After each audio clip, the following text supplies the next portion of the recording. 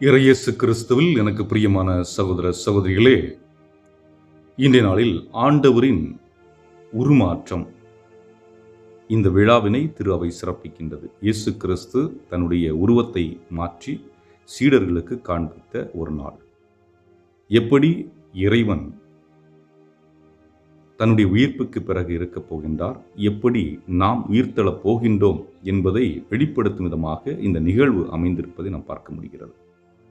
ஆகவே விவிலியத்தில் உள்ள இந்த வாசகத்திற்கு முதலில் செவிமடுப்போம். அதன் பிறகு அதை புரிந்து கொள்வதற்கும் நாம் முற்படுவோம்.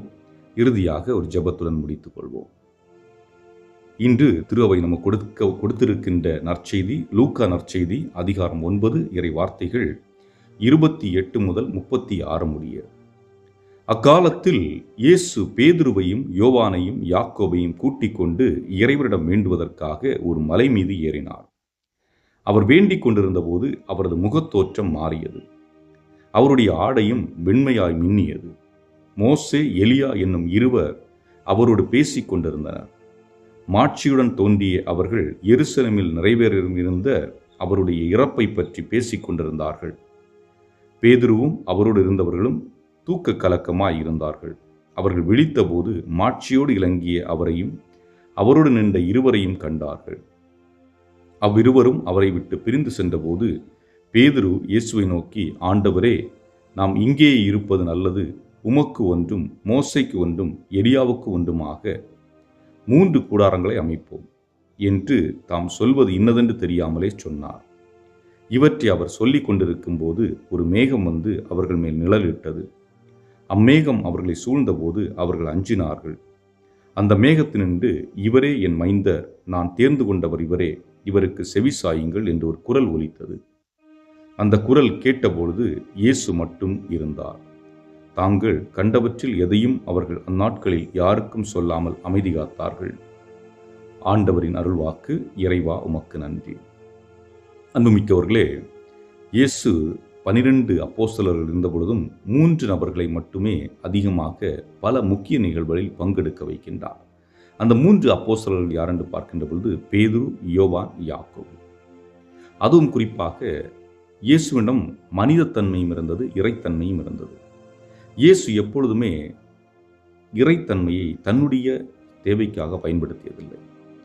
இப்போ எடுத்துக்காட்டுக்கு புதுமைகளை நிகழ்த்துகிறார் என்றால் இறைத்தன்மையை பயன்படுத்துகிறார். அன்றாட வாழ்வில் தன்னுடைய வாழ்வை வாழ்ந்து கொண்டிருக்கின்ற பொழுது மனிதத்தன்மையில் வாழுகின்றார். ஆக இன்றைக்கு இந்த உருமாற்றம் அல்லது தோற்ற மாற்றம் என்று சொல்லுகின்ற பொழுது இயேசு தன்னுடைய இறைத்தன்மையை தன்னுடைய சீடர்களுக்கு வெளிப்படுத்துவதை நாம் பார்க்கின்றோம். ஆக 2 நிலையில் இருக்கின்றார் இயேசு, மனிதத்தன்மை, இறைத்தன்மை. ஆக இயேசுவை நாம் புரிந்து கொள்ள வேண்டும் என்றால் அவரை மனிதராகவும் நாம் பார்க்கலாம் அல்லது கடவுளாகவும் பார்க்கலாம். எப்படி பார்த்தாலும் அவர் நம்மோடு இருக்கின்றார் என்ற ஒரு வெளிப்பாட்டை நமக்கு கொடுக்கின்றது. ஆகவே ஏன் இயேசு தன்னுடைய இறப்பிற்கு முன்பாக இந்த ஒரு நிகழ்வை நிகழ்த்த வேண்டும் என்றால், இறப்பிற்கு பிறகு எப்படி ஒருவருடைய வாழ்வு இருக்கப் போகிறது, அவர்களுடைய உடல் அல்லது ஆன்மா எப்படி உருமாற்றம் பெறப் போகிறது என்பதை வெளிப்படுத்தும் விதமாக இந்த நிகழ்வு அமைந்திருக்கின்றது. அதுவும் பார்த்தோம் என்றால் அவர்கள் மலை மீது ஏறிச் செல்லுகின்றார்கள். அந்த மலையிலே ஒரு காட்சி, அந்த காட்சியிலே 2 முக்கியமான இறைவாக்கினர்கள் தென்படுகின்றார்கள். முதல் ஒன்று மோசே, இன்னொன்று இறைவாக்கினர் எலியா. ஆக மோசே யார்? பழைய ஏற்பாட்டிலே மக்களை பார்வோன் மன்னனின் அடிமைத்தனத்திலிருந்து மீட்டு கொண்டு வந்த ஒரு இறைவாக்கினர். இறைவன் அவரோடு நேரடியாக பேசினார், இறைவனுடைய உருவை அவர் பார்த்தார் என்றும் விவிலியம் குறிப்பிடுகிறது. ஆக இறைவனோடு நெருங்கிய தொடர்பு கொண்டிருந்த இறைவாக்கினர் மோசே, அந்த இஸ்ரேல் மக்களுக்கு இறைவனிடம் கட்டளைகளை பெற்றுக் கொடுத்த மோசே, பல்வேறுபட்ட குழப்பங்கள், போராட்டங்கள் வாழ்ந்து கொண்டிருந்த அந்த மக்களுக்கு விடிவு காலத்தை கொண்டு வந்து அவர்களை மீண்டும் கானான் தேசத்திற்கு அழைத்து கொண்டு சென்ற அந்த இறைவாக்கினர் மோசே அங்கே இயேசு முன்பு அமர்ந்திருக்கின்றார். அதுபோன்று இறைவாக்கினர் எலியா. இறைவாக்கினர் எலியா என்று சொல்லுகின்ற பொழுது விவிலியத்திலே அவர் எடுத்து கொள்ளப்பட்டார் என்று குறிப்பிடப்படுகிறது. அவருடைய இறப்பை பற்றி எங்கேயும் சொல்லப்படுவதில்லை. ஆக இறைவனுக்காக ஜெலோத்துஸ் அப்படின்னு சொல்லுவாங்க. அதாவது எந்த அளவுக்கும் இறங்கி போய் இறைவனுக்காக தன் பணியை ஆற்றக்கூடிய வேகம் உள்ள ஒரு மனிதராக அவர் தென்பட்டார். ஆக அப்படிப்பட்ட அந்த இறைவாக்கினர்கள் இருவரும் இயேசுவை சந்திக்கின்ற அந்த நிகழ்வு. இந்த நிகழ்வில் அவர்கள் இயேசுவோடு பேசிக் கொண்டிருக்கின்றார்கள். இயேசுடைய முகம் பளிச்சென்று மின்னுகிறது. உடலில் உருமாற்றம், வெள்ளொளி. இன்னொன்று, அந்த இடத்தில் இருக்கின்ற பொழுது அந்த சீடர்கள் அனைத்தையும் மறந்து விட்டார்கள். அவர்களுடைய ஊரை பற்றியோ அல்லது அவர்களுடைய மற்ற வாழ்வை பற்றியோ அவர்களுடைய நினைவில் இல்லை. மாறாக அவர்கள் இயேசுவை பற்றியும் அந்த இடத்தை பற்றி மட்டும்தான் நினைவில் கொண்டிருந்தார்கள். அப்படி என்றால் என்ன? இயேசுவோடு வாழுகின்ற பொழுது, இயேசுவோடு இருக்கின்ற பொழுது நமக்கு வேறு எந்த சிந்தனைகளும் வருவதில்லை, நம்மை ஆட்கொள்வதில்லை. காரணம், அவரில் அனைத்தையும் நாம் உணர்கின்றோம். அவரில் அனைத்தும் நிறைவாக கிடைக்கின்றன. நம்முடைய உள்ளம் நிறைவடைகின்றது. நம்முடைய அகத்திலே அமைதி தென்படுகின்றது. நம்முடைய அகம் அன்பை உணர்கின்றது. நம்முடைய அகம் பீஸ்ஃபுல்லாக, அமைதியாக நிலை பெற்றிருப்பதை நாம் பார்க்க முடிகின்றது. ஆகவே அன்புக்குரியவர்களே, ஆகவேத்தான் பேதுரு சொல்லுகின்றார், ஆண்டவரே, இங்கே 3 கூடாரங்களை அமைத்து நாம் இங்கே இருந்து விடலாமா என்று கேட்கின்றார். அடுத்ததாக பார்க்கின்ற பொழுது தந்தையாகிய இறைவனுடைய வெளிப்பாடும் அங்கு தென்படுகிறது. அங்கே ஒரு வார்த்தை, தந்தையிடமிருந்து புறப்படுகின்ற வார்த்தை, இவரே என் மைந்தர், நான் தேர்ந்து கொண்டவர் இவரே.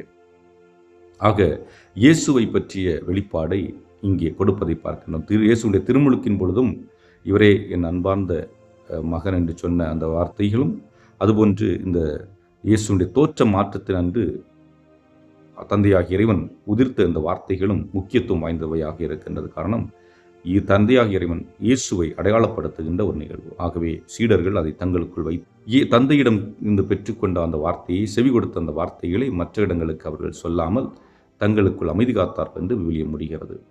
ஆம் அன்புக்குரியவர்களே, இறப்பிற்கு பின்பு ஒரு வாழ்வு உண்டு. அந்த வாழ்வு இயேசு காட்டிய இந்த ஒரு வாழ்வு தான்.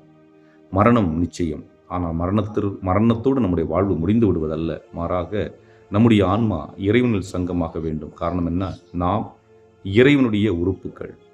We are the members of the Christ and he is the head. அவர் தலையாக இருக்கின்றார், நாம் உடலாக இருக்கின்றோம். ஆகவே அன்புக்குரியவர்களே, எந்த கலக்கமும் வேண்டாம், எந்த பயம் வேண்டாம். அன்றன்றைக்கு அந்த நாளை வாழ முற்படுங்கள். இந்த நாள் நான் வாழ வேண்டும், மகிழ்ச்சியோடு வாழ வேண்டும், பிறருக்கு உதவி செய்து வாழ வேண்டும், என்னால் முடிந்த நல்ல காரியங்களை செய்ய வேண்டும், பிறரை காயப்படுத்தாமல் வாழ வேண்டும் என்று நீங்கள் வாழுங்கள். உங்களுடைய வாழ்வு உருமாற்றம் அங்கு இறந்த பின்பு அல்ல, மாறாக இங்கே தொடங்க ஆரம்பிக்கின்றது. சிந்திப்போம். அதோடு இந்த ஒரு ஜெபத்தோடு நாம் முடித்துக் கொள்வோம். என்றும் வாழும் எல்லாம் அல்ல இறைவா, என்னுடைய அகமும் என்னுடைய உடலும் உருமாற்றம் பெற்று அகம் அமைதி, புற அமைதி எங்களுடைய வாழ்விலே நிலைத்து நிற்கவும், எங்களுடைய குடும்பத்தில் உள்ள ஒவ்வொருவரும் உம்முடைய அன்பை சுவைத்து வாழவும் வேண்டிய அருள்வரத்தையும் எங்களுக்கு அளித்தருள எங்கள் ஆண்டவராய் கிறிஸ்து வழியாக மன்றாடுகின்றோம். ஆமென்.